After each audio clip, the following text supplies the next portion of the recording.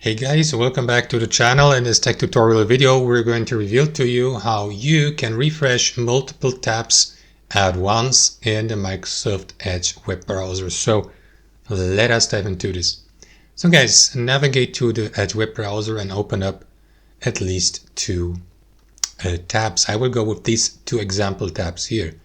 So this is how it works, guys. Click into the first one with your left mouse. After that, press and hold left shift on your keyboard and click into the other tab or multiple tabs with your left mouse to mark these at once. As you can see, judging by the color of these tabs, they both have been marked or highlighted or selected.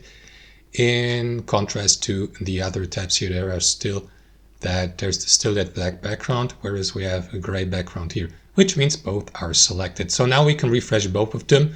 To do that, right click into one of them, select refresh, or simply use the shortcut Control R. So if you accidentally unselect one of them, again, simply left shift on your keyboard, left click into the given tab, and after that refresh. And as you can see, both are being refreshed and have been refreshed. That's it.